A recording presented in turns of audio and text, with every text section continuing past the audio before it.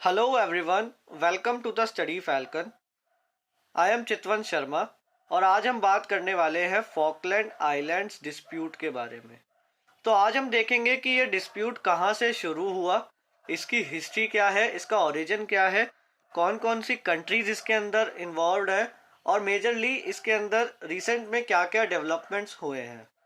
तो चलिए शुरू करते हैं अपनी वीडियो को। So as we all know that कि बीजिंग के अंदर अभी विंटर ओलंपिक्स चल रहे हैं और विंटर ओलंपिक्स की इनाग्रेशन के टाइम बहुत सारे कंट्रीज़ के प्राइम मिनिस्टर और प्रेसिडेंट चाइना के अंदर आए थे। उसमें से एक थी अर्जेंटीना। अर्जेंटीना के प्रेसिडेंट इनाग्रेशन के टाइम पे चाइना के अंदर आए थे। उस टाइम चाइना और अर्जेंटीना के बीच में कुछ एमओयूज़ भी साइन हुए थे। उसमें से एक एमओयू ये था कि चाइना अर्जेंटीना के फॉकलैंड आइलैंड क्लेम को सपोर्ट करेगा, इन रिप्लेस अर्जेंटीना को ताइवान के इशू को सपोर्ट करना होगा ऑन इंटरनेशनल लेवल। ये एक एमओयू था जिसकी वजह से ब्रिटेन ने चाइना को नोटिस भेजा कि आप अर्जेंटीना के फॉकलैंड आइलैंड क्लेम को सपोर्ट ना करें। इसके बाद यूनाइटेड किंगडम की तरफ से एक ऑफिशियल स्टेटमेंट निकल के आता है जिसमें लिज ट्रस, जो कि यूनाइटेड किंगडम की फॉरेन अफेयर्स मिनिस्टर है, वो एक ट्वीट करती है और ट्वीट में क्लियरली ये बताती है कि we completely reject any questions over sovereignty of the Falklands. Falklands are part of the British family and we will defend their right to self determination. China must respect the Falkland sovereignty. तो United Kingdom एक bold statement में ये बताता है कि Falkland जो है वो यूके का पार्ट है और चाइना को उसकी सोवरेनिटी का रिस्पेक्ट करना चाहिए। तो हमारे माइंड में ये क्वेश्चन आता है कि ये फॉकलैंड आइलैंड है कहाँ पे। तो देखिए यहाँ पे ये यूनाइटेड किंगडम है यूरोप के अंदर। अब यहाँ से थोड़ा सा नीचे जाते हैं, ये हमारा साउथ अमेरिकन कॉन्टिनेंट है, अर्जेंटीना है। अर्जेंटीना की कोस्ट लाइन के ईस्ट में यहाँ पर एक छोटा सा आइलैंड है, Falkland island. Falkland island is a group of islands जो कि अर्जेंटीना की ईस्टर्न कोस्ट लाइन पे सिचुएटेड है। सो अब डिस्कस करते हैं कि इशू क्या है और ये कंट्रोवर्सी कैसे रेज हुई रिसेंट में। हमें पता है कि अर्जेंटीना एक साउथ अमेरिकन कंट्री है। अर्जेंटीना एक इकोनॉमिक क्राइसिस से जूझ रहा है। अर्जेंटीना ने रिसेंटली में एक आईएमएफ लोन लिया था $44 बिलियन का, जो कि वो रीपे नहीं कर पाए। अर्जेंटीना को सख्त ज़रूरत थी कि उसे कोई पैसे दे ताकि वो आईएमएफ लोन चुका सके। तो अर्जेंटीना के प्रेसिडेंट बीजिंग ओलंपिक्स के दौरान चाइना जाते हैं और वो चाइना के belt and road infrastructure initiative में साइन कर देते हैं। साथ ही दोनों कंट्रीज कुछ एमओयूज पे साइन करती हैं और उसमें से एक एमओयू ये था कि चाइना अर्जेंटीना के फॉकलैंड क्लेम को सपोर्ट करेगा। इन रिप्लेस अर्जेंटीना को भी चाइना के ताइवान इशू पर सपोर्ट करना होगा ऑन इंटरनेशनल फोरम।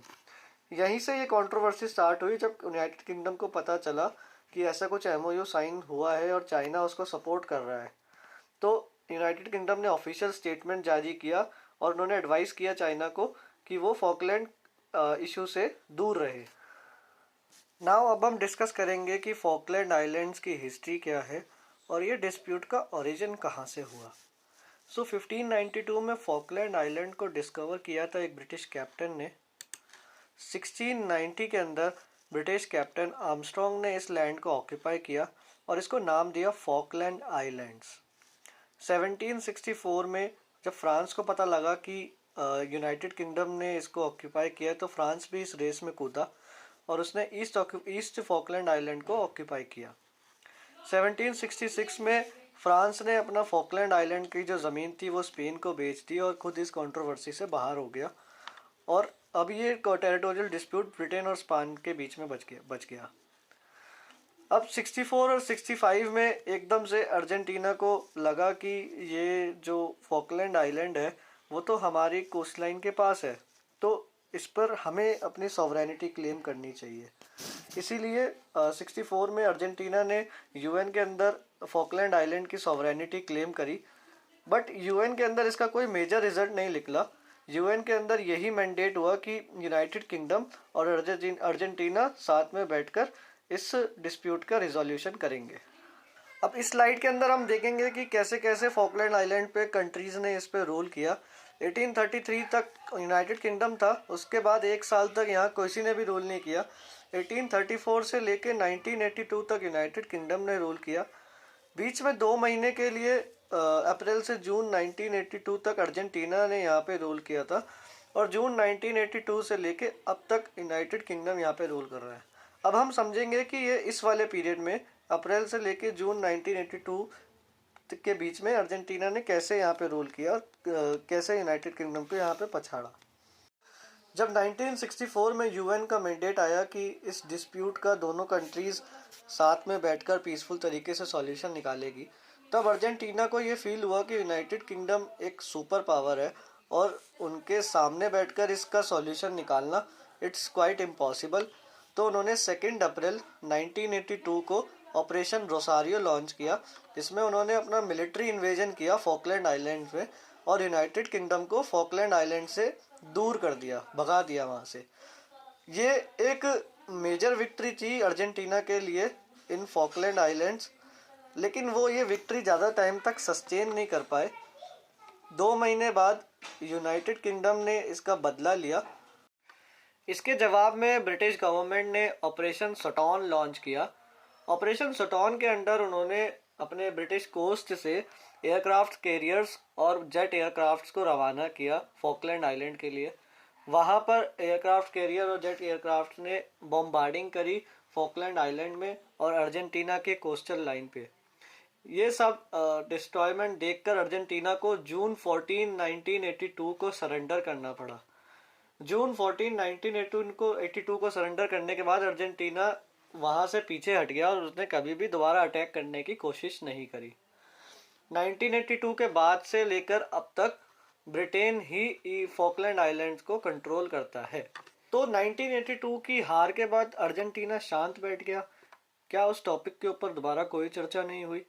नहीं, ऐसा नहीं है।